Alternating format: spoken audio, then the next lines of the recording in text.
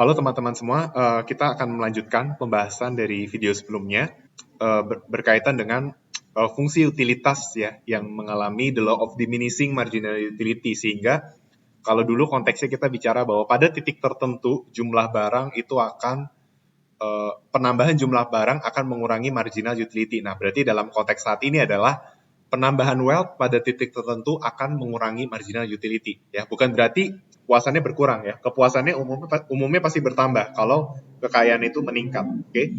Nah, berarti saat ini kita akan bicara tentang fungsi utility dari wealth. Oke. Berarti bagaimana fungsi utility dari wealth itu digambarkan? Bisa dalam banyak hal, tetapi pastinya dia harus memenuhi aturan tadi ya, FOC lebih dari 0 atau SOC kurang dari 0. Contohnya misalnya fungsi utility-nya adalah yang sering dipakai misalnya akar dari W gitu ya. Atau W pangkat tengah gitu ya. Nah, ini memenuhi aturan nggak kira-kira? Nah, kalau kita mau tahu dia memenuhi aturan atau enggak, coba cek marginal utility-nya. Berarti kan marginal utility-nya adalah turunan fungsi utility dari wealth terhadap wealth. Hasilnya adalah tengah dikali W pangkat min setengah. Nah, kita tahu kekayaan itu nggak mungkin negatif, pasti di atas 0. Berarti terbukti bahwa berapapun kekayaannya, marginal utility itu akan lebih besar dari 0. Oke, nah sekarang kita menguji turunan pertama marginal utility terhadap wealth, atau turunan kedua dari fungsi utility terhadap si wealth. Berarti kita coba aja turunkan sekali dari marginal utility seperti itu. Nah, ini diturunkan sekali. Hasilnya apa? Hasilnya adalah berarti min setengah ke sini jadi min 1/4 dikali W min 3/2. Oke. Kita tahu W lebih besar dari 0, berarti ini positif. Nah, positif kali negatif itu hasilnya negatif. Berarti kurang dari 0. Seperti itu. Berarti fungsi utilitas ini adalah fungsi utility wealth ini adalah fungsi utility yang baik karena menggambarkan keadaan yang sesungguhnya ya, di mana dia itu penambahan wealth akan menambah utilitas, dan pada titik tertentu marginal utility dari wealth itu akan berkurang. Dalam konteks ini marginal utility akan terus berkurang seiring dengan penambahan wealth. Nah, ada fungsi utility yang spesifik yang menarik, yaitu namanya adalah von Neumann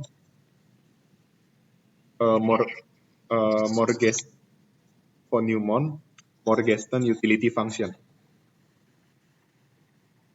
Nah, fungsi utility ini dia itu bentuknya seperti ini. Ya, jadi utility dari wealth itu adalah ln dari W, seperti itu.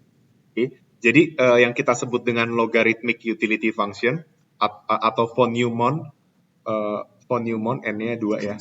Morgenstern utility function itu bentuknya seperti ini, logarithmic function. Jadi utility dari wealth adalah ln dari W, seperti itu. Ya, bentuknya seperti itu. Oke. Nah, apakah von Neumann Morgenstern utility function ini adalah fungsi utility yang baik? Jawabannya iya. Teman-teman bisa cari, buktikan aja marginal utility kan turunan pertama utility dari wealth kan. Nah, ini diturunkan hasilnya apa? Kalau ln W itu diturunkan jadi 1/W. Nah, ini juga hasilnya lebih besar dari 0 karena W-nya positif. Lalu bagaimana dengan second order condition atau turunan marginal utility terhadap wealth?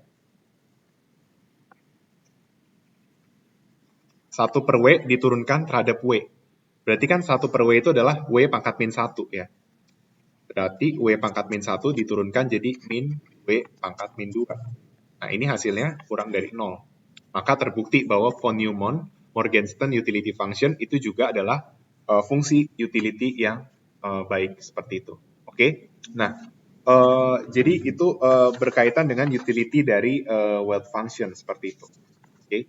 Nah, sekarang yang saya mau singgung adalah tadi kita membahas tentang attitude toward risk ya. Jadi bagaimana perilaku dalam menghadapi risiko itu ada 3 ya individu, yaitu risk averse, risk seeker, and risk neutral. Nah, untuk mengukur apakah dia risk averse, risk seeker, sama risk neutral, itu sebenarnya bisa dilihat dari karakteristik fungsi utility. Oke, jadi kita dari tadi kita ngomongin kan fungsi utility yang baik. Nah, itu pada dasarnya fungsi utility jika seseorang itu adalah seorang risk averse, di mana dia tidak menyukai ketidakpastian atau menghindari resiko, dan itu dibuktikan dari diminishing marginal utility seperti itu. Oke. Tapi bagaimana kalau individu tersebut adalah risk seeker atau dia itu adalah risk neutral? Nah, ada indikatornya. Indikatornya itu adalah seperti ini. Untuk risk aversion dari kekayaan, itu rumusnya adalah min turunan kedua dari fungsi utility, ya, U double aksen itu turunan kedua, dibagi U aksen W atau turunan pertama dari utility dari wealth, seperti itu. Oke. Nah, bagaimana kalau dia itu risk averse? Kalau risk averse, turunan keduanya negatif, terus turunan pertamanya positif.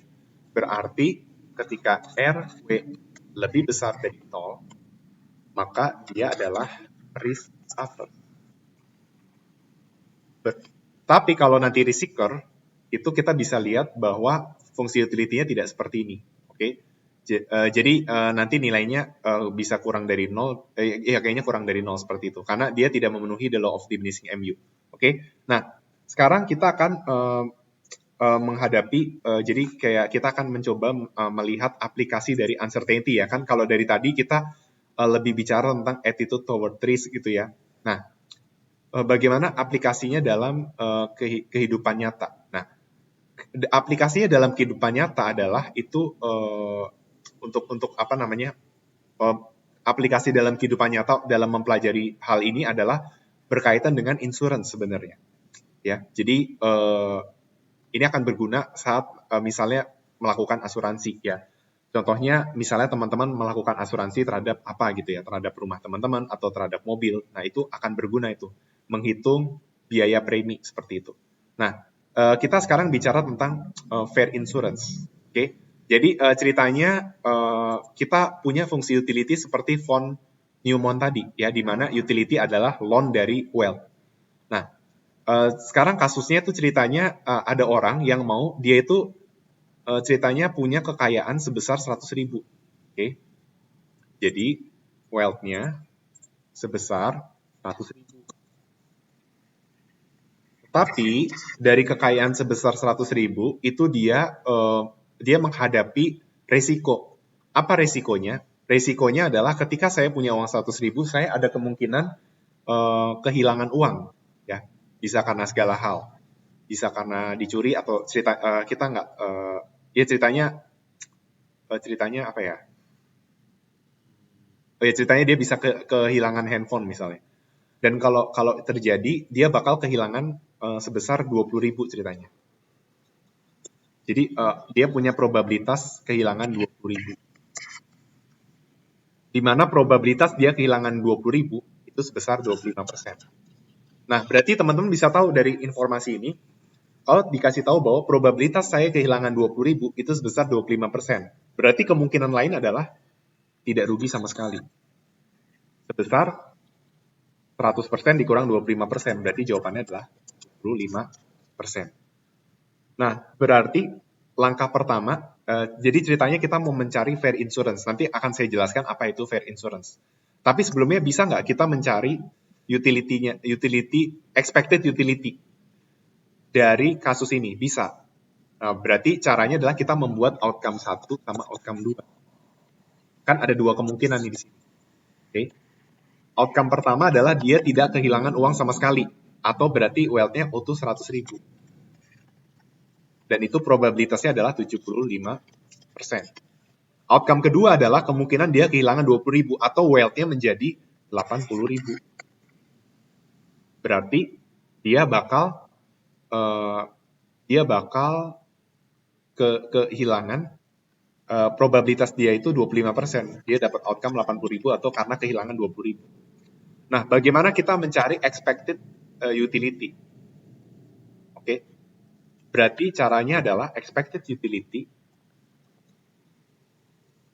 itu, ingat utility-nya adalah loan weight gitu ya. Berarti expected utility itu adalah 25%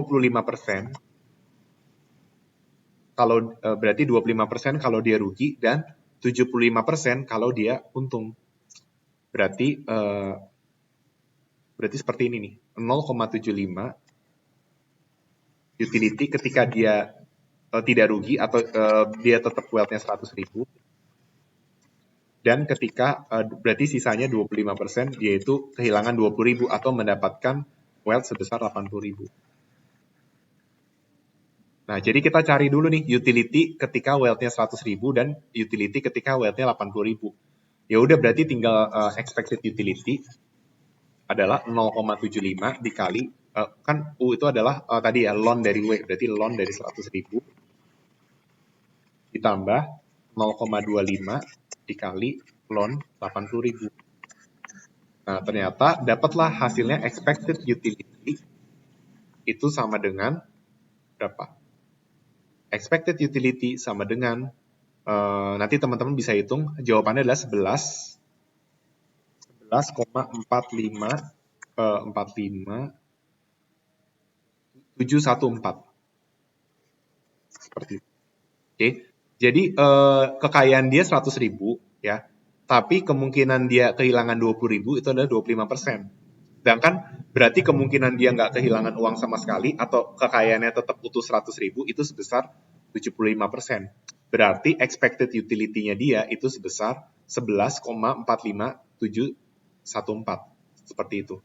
Nah, bagaimana cara mencari fair insurance? Nah, mencari fair insurance itu pada dasarnya kita melihat nih. Berarti kan kalau fair insurance itu berarti dia ngelihatnya gini. Kalau saya kehilangan 20.000, berarti saya harus di cover berapa supaya saya itu seolah-olah nggak kehilangan. Jawabannya adalah mencari fair insurance itu berarti kita mesti mengkalikan si loss-nya dengan probabilitasnya. Paham nggak? Kan gini, kekayaannya dia 100.000. Nah, tapi kemungkinan kekayaannya itu tetap 100.000, 75%, dan kemungkinan dia kehilangan 20.000 atau kekayaannya menjadi 80.000 itu adalah sebesar 25%. Nah, yang dimaksud dengan fair insurance itu berarti dia membackup dari si kehilangannya ini sebesar dikalikan dengan probabilitas.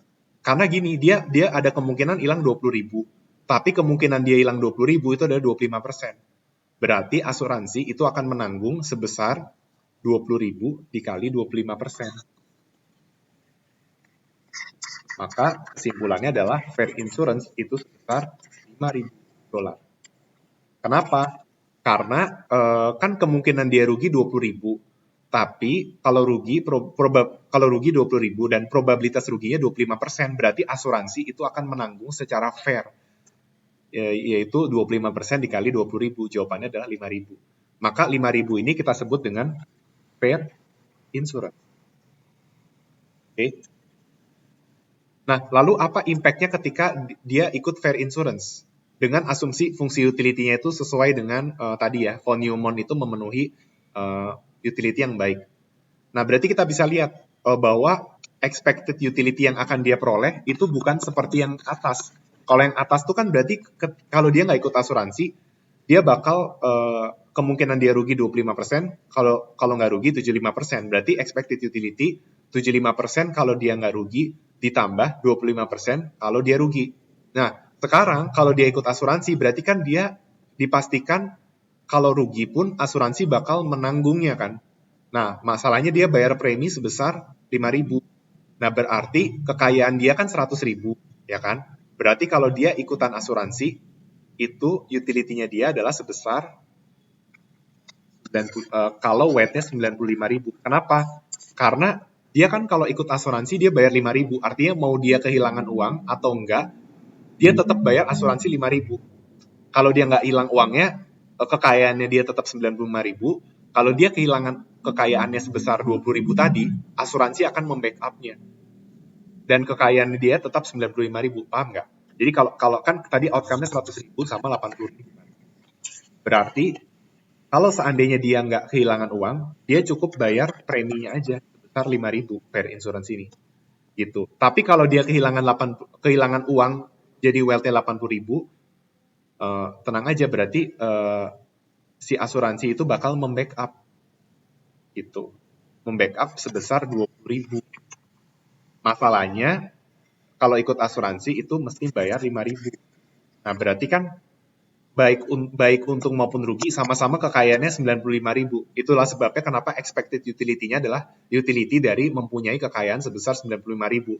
Nah, kalau teman-teman cari berarti expected utility adalah loan dari 95.000. Hasilnya itu adalah sebesar coba ya, teman-teman bisa sambil hitung. Hasilnya itu adalah sebesar 11,46 46 sekian ya. 11,46163. Nah, coba teman-teman bandingkan kalau dia tidak mengikuti asuransi sama kalau dia yang ikut asuransi dengan tidak ikut. Maka kita bisa bandingkan bahwa dengan mengikuti asuransi expected utility-nya itu meningkat. Itulah sebabnya banyak orang memilih untuk ikut asuransi. Bukan berarti dia pasti untung, enggak. Tapi secara harapan matematis, dia lebih untung. Dan secara utility, dia lebih tinggi. Seperti itu. Ya. Jadi ini juga menjelaskan bahwa kenapa orang memilih orang mau ambil asuransi. Karena dengan adanya asuransi, expected utility-nya meningkat. Apakah utility-nya meningkat? Belum tentu, karena kita nggak tahu kejadiannya apakah untung atau rugi, seperti itu. Tapi pada dasarnya asuransi itu membayar harga dari resiko itu. Nah, jadi di sini kita bisa bilang bahwa resiko itu adalah biaya. Karena dengan adanya resiko itu menyebabkan utility berkurang. Nah, di sini kan resikonya udah ditanggung, makanya utility-nya bisa naik. Kalau yang di atas resikonya belum ditanggung, makanya utility-nya lebih rendah, seperti itu. Oke, jadi sampai sini dulu penjelasan tentang fair insurance. Pastikan teman-teman memahami keseluruhan dari video ini sebelum teman-teman melanjutkan pembahasan di video selanjutnya. Sekian, terima kasih.